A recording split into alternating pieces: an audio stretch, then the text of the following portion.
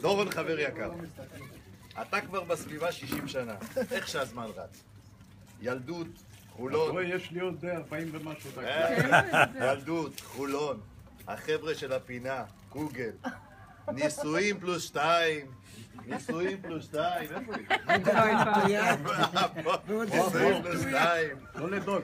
ראשון לציון, מיאמי, כמה אקשן בחצי חיים. עכשיו זה הזמן להישאר לאחור, להירגע, להתמסר לאושר ולחיי האהבה. כן, כולנו יודעים שאתה אדם ייחודי, למרות כל הקשיים, אדיב, לארג' ומלא נתינה. נאחל לך כולנו ברגע זה, שתקבל עכשיו אושר, שמחה ואהבה, שהחיוך לעולם לא יימחק מפניך, ובריאות ילווך בחייך עוד 60 שנה לפחות. תמשיך לטייל וליהנות ולכבוש מחוזות רחוקים, ותשכיל להעריך את כל מה שיש לך. אנחנו אוהבים אותך עם כל החברים. רגע, מה אתם החלטתם? אתה רוצה את זה?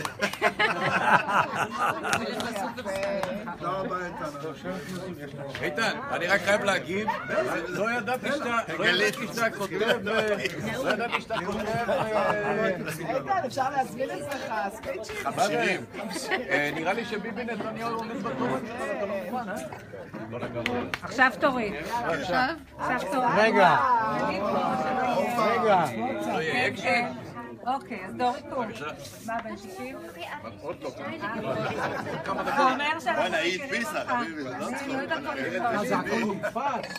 זה אומר שאנחנו מכירים אותך 40 שנה כבר? משהו כזה. טוב, אז כנראה שלא רק אתה גדל, אלא גם אנחנו כבר גדולים ממש.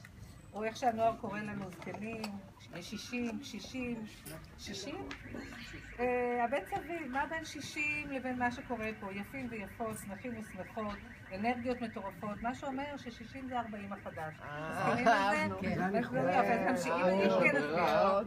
ובכל זאת דורון עברת איתנו כברת דרך, מפיקוד הצפון ועד מיאמי, עברו הרבה מים באוקיינוסים. בכל גיחה שלכם לארץ אנחנו נפגשים, וכן, גם שם בילינו יחד בתחילת שנות ה-50 שלנו. ואיך לא, מספרים סיפורים על אז והיום, על בארץ ובחול, ישראלי, אמריקאי וכן הלאה. אז איך זה מחזיק כל כך הרבה שנים? כנראה מכיוון שדאגת שזה לא יהיה משעמם. פה ושם, עירית גלית, שומר על האית, נכון? גיא, עומר, דילן, דניאל, ליעד, רותם, אוהד, אלה משלנו, הכנופיה שלנו. וכאילו כל זה לא קורה, כי על מה אנחנו מדברים? אנחנו מדברים על הימים ההם, על מה שהיה, וכמה כיף ומצחיק וגדול היה. יש סיפורי אלף לילה ולילה, ויש סיפורי להקת פיקוד הצפון.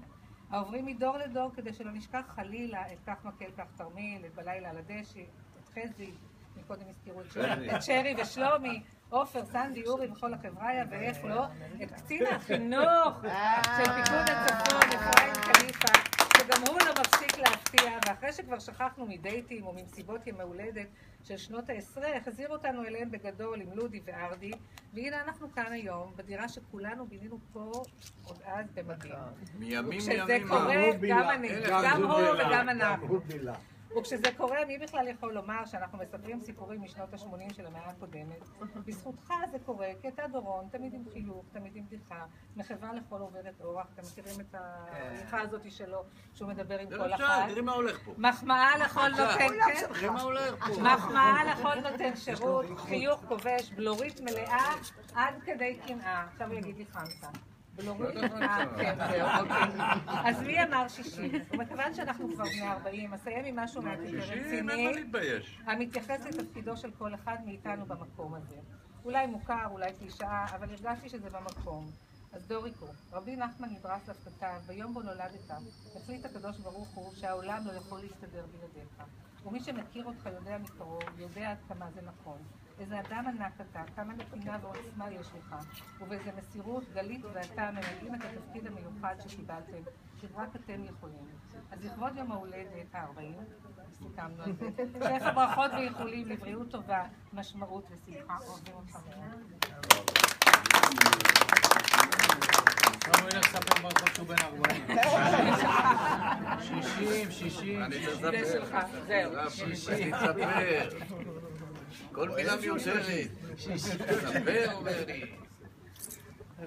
עייפתם אותי, אבל יש לי עוד כמה דקות, חבר'ה.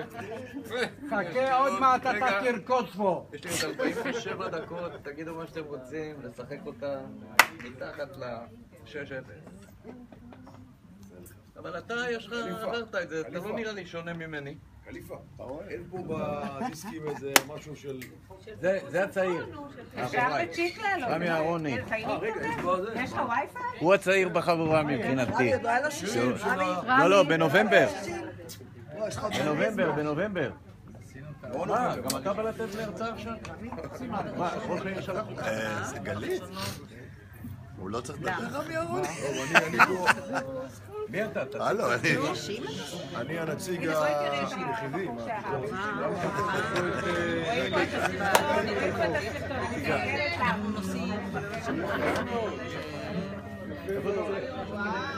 עבדת עליי, גלית. עבדת עליי. זה עם הסרט. כן, אני אגיד לך. אני לא יודעת מה זה. מכירה את זה? השיר שלנו, של להקת פיקוד צפון. כן, אבל גלית לא מכירה את זה. היא מכירה את זה. לא נולדה שזה היה. לא נולדנו. אספר לכם סיפור על השיר, אתם לא תאמינו. הלהקה הופיעה בקיבוץ. לא כמונו. לא נראה. תגיד את המספר.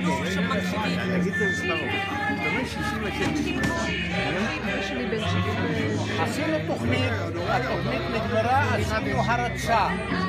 הופעת הרצה בקיבוץ, אבל אני אומר המספר הורג אותי, המספר הורג אותי. נגמרה ההופעה, הגיעה איזה בחורה, אמרה, יש לי פה איזה חלק, אולי אתה יכול לעשות את זה. היה יאיר בלוק זיכרונו לברכה. לקח תקליט, הלהקה נסעה לתל אביב, את החזרות עזו בבית צרפת ברמת גן. זה היה בלילה. לקח את הלהקה, ישב עם הלהקה כל הלילה. בבוקר, בשעה 8